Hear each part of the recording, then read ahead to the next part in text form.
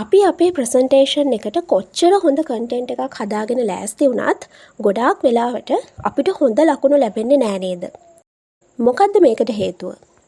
Presentation එකකදී අපිට ලකුණු අඩු වෙන්න ප්‍රධානම හේතුවක් තමයි අපිට ලැබිලා තියෙන ටයිම් එක හරියට මැනේජ් කරගන්නේ නැතිකම.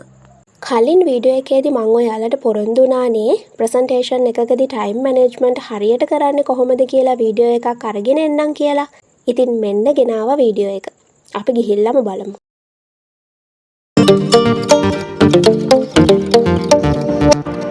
ඇයි මේ ටයිම් මැනේජ්මන්ට් එක මෙච්චර වැදගත් වෙන්නේ? උදාහරණයක් විදිහට අපි මෙහෙම හිතමු. ප්‍රසන්ටේෂන් එක කියන්නේ ඔයාගේ එක්සෑම් පේපර් එක කියලා. එක්සෑම් එකට ඔයාට ලැබෙන්නේ පැය 2ක් නම් ඔයාට පැය 3ක් පේපර් එක ලියන්න පුළුවන්ද? බැහැනේ. ප්‍රසන්ටේෂන් එකත් අන්න ඒ වගේ. දීලා තියෙන වෙලාවට වඩා වැඩිපුර වෙලාව ගත්තොත් ඔයා ගැන නෙගටිව් ඉම්ප්‍රෙෂන් එකක් ඇති වෙනවා. වෙලාවට කලින් ඒ කියන්නේ ඉක්මනට ඉවර කළොත් ඒකෙන් පේන්නේ ඔයා හරියට ප්‍රිපෙයාර් වෙලා නැහැ කියලා. નિયમિત වෙලාව ඇතුළත වැඩේ ඉවර කරනවා කියන්නේ ඔයාගේ ඩිසිප්ලින්, කොන්ෆිඩන්ට්, ඒ වගේම ඔයාගේ හොඳ සූදානම පෙන්වන දෙයක්. අන්න ඒ නිසා තමයි ඉවැලුවේටර්ස්ලා ඔයාගේ ටයිම් එක ගැන මෙච්චර සැලකිලිමත් වෙන්නේ. ඇයි අපිට වෙලාව මදි වෙන්නේ? එහෙම නැත්නම් වැඩි වෙන්නේ? මෙන්න තියෙනවා හේතු. ස්ලයිඩ් එකේ තියෙන දේවල්ම කියවන්න යනවා. ගොඩක් වේගයකින් කතා කරනවා. එහෙම නැත්නම් වේගය අඩුවෙන්ම කතා කරනවා.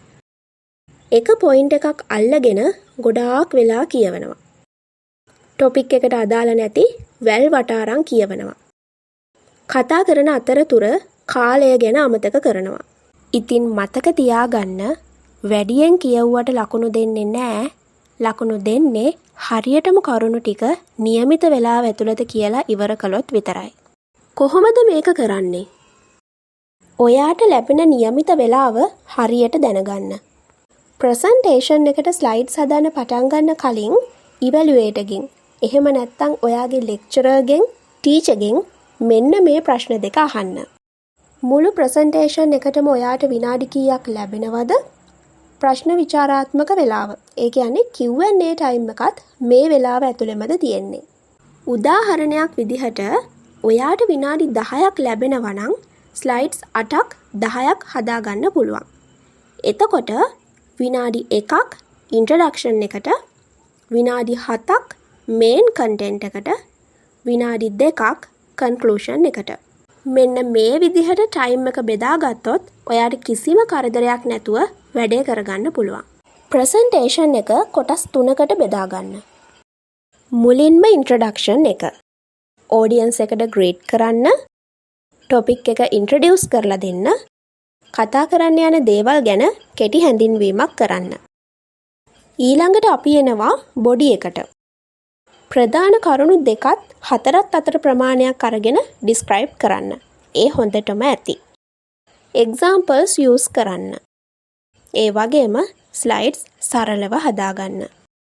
අන්තිමටම කන්ක්ලූෂන්. ඔයා කතා කරපු දේවල් ආයෙත් කෙටියෙන් මතක් කරන්න. ලස්සන එන්ඩින් එකක් දෙන්න. සාමාන්‍යයෙන් ගොඩක් අය ඉන්ට්‍රොඩක්ෂන් එකට වැඩි වෙලාවක් අරගෙන අන්තිමට මේන් පොයින්ට්ස් ටික එක්ස්ප්ලেইন කරන්න වෙලාව මදි කරගන්නවා. අන්න ඒ නිසයි මේ 3 part ස්ට්‍රක්චර් එක වැදගත් වෙන්නේ. ප්‍රැක්ටිස් කරන්න. මේක තමයි වැදගත්ම කොටස. කවදාවත් හිතෙන් විතරක් ප්‍රැක්ටිස් කරන්න එපා. ගොඩක් වෙලාවට අපි හිතෙන් හිතනකොට විනාඩි 5ක් වගේ පෙනුනට ඇත්තටම කතා කරනකොට ඒක විනාඩි 10ක් වෙන්න පුළුවන්. ඉතින් ඔයා කරන්න ඕනේ ශබ්ද නගලා වචනයෙන් හොඳට ප්‍රැක්ටිස් කරන්න, ටයිමර් එකක් යූස් කරන්න, අඩුම ගානේ 3 පාරක්වත් මේක කරලා බලන්න. ටයිමර් එකක් නැතුව ප්‍රැක්ටිස් කරලා වැඩකුත් නැහැ.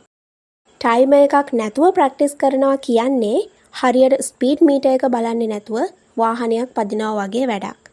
එතකොට ඔයා යන්නේ හයියෙන්ද හෙමින්ද කියලා ඔයාවත් දන්නේ නැහැ. ප්‍රැක්ටිස් කරනකොට මේ දේවලුත් මතක තියාගන්න. වෙලාව වැඩි වෙනවා නම් කරුණු ටිකක් අයින් කරන්න. වෙලාව ගොඩක් ඉතුරුයි නම් තියෙන කරුණු තව ටිකක් එක්ස්ප්ලেইন කරන්න.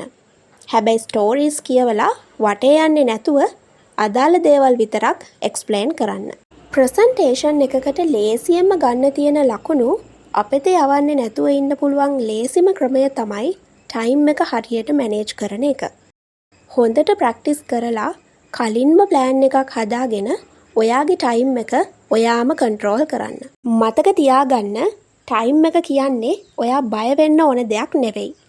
ඒක තමයි ෆුල් මාක්ස් වලට යන පාර ලේසි කරන ඔයාගේ හොඳම වෙපන් එක. එහෙනම් ඊළඟ වීඩියෝ එකෙන් හම්බ වෙමු. පරිස්සමෙන් ඉන්න.